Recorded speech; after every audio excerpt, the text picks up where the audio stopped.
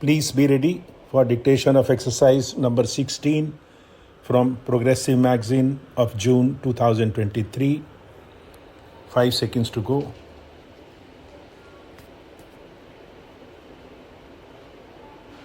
Start. Tomorrow we will celebrate the Republic Day. On this auspicious occasion, I am happy to greet you all, my fellow citizens at home and abroad, and convey to you my good wishes.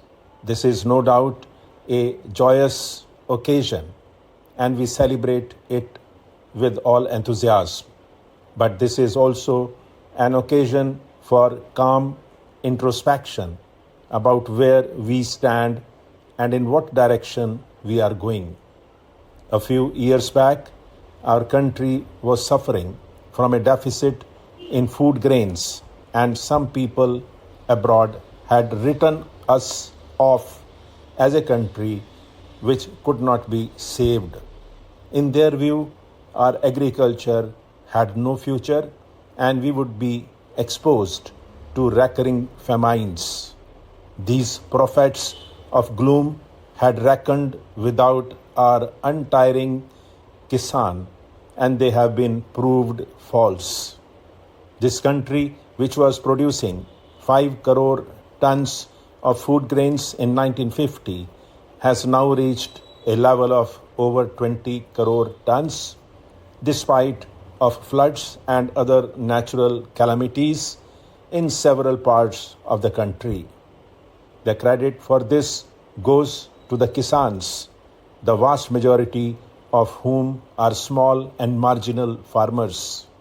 The developmental efforts over the last 30 years, which have been channelized by successive 5-year plans, have resulted in the execution of many major, medium, and minor irrigation projects all over the country. The assured water supply from these projects, as well as production of fertilizers, pesticides, and high-yielding strains, have all aided the Kisan in ushering in an era of plenty. Because of the record output of food grains and industrial raw materials, we have been able to achieve a measure of price stability and contain inflation. Food sufficiency is among the major factors that have helped the country to sustain and strengthen its political and economic independence. We cannot, however, afford to be complacent. In the coming years, we will have to place agriculture on a sounder and more viable base. We will have to assure fair prices for the farmers' produce and reduce the cost of inputs that will encourage the Kisan to work harder and show better results. There has to be an intensive study of the agroecology of every area, and we must build up self-reliance of each area in order to ensure the full development of its potential. If farmers, scientists, extension workers, developmental administrators, mass media agencies, and above all, our political leaders will all work together, we can soon regain the old image of our as a land full of milk and honey. While this achievement is certainly within our reach, a radical change in the entire value system of our urban societies is essential for attaining this goal. The brain drain and the depletion of resources from the village to the city must not only be stopped but must be reversed. The imperative need is for a happy combination of brain and brawn for achieving the rural prosperity. Those living in villages and our scientists and technologists who choose to work in villages must be provided with adequate facilities. The basic minimum needs of the rural people must be fulfilled without further delay.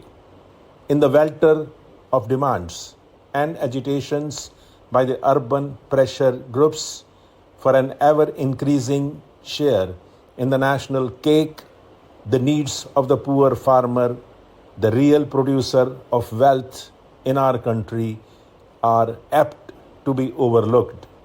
Let us not forget that India will prosper only if the tiller of the soil lives and prospers.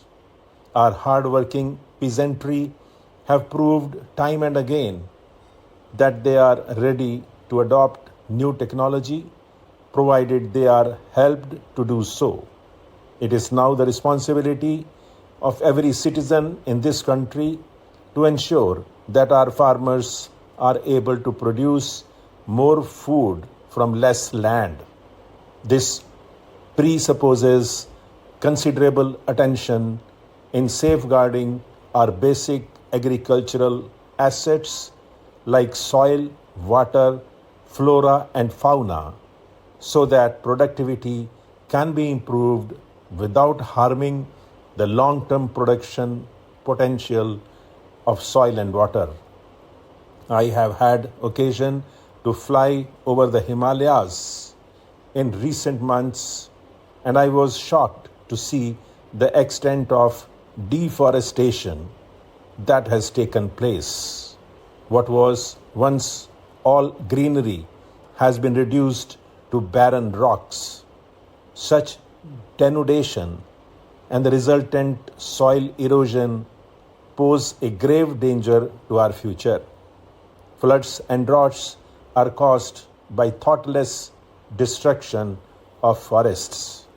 We should ensure that in our zeal to bring more land under the plough, we do not disturb the delicate balance of nature. We need to create new forest belts to be maintained in perpetuity.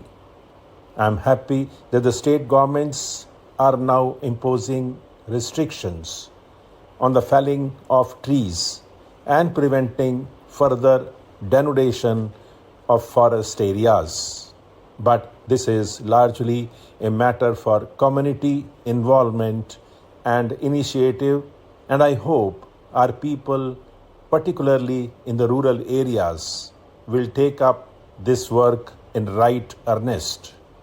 If today many people still go without enough food, it is not because of lack of food, but rather because of lack of purchasing power. Hence, our agricultural plans will have to aim at generating more and more employment in the rural areas, in addition to providing food for our growing population. Stop.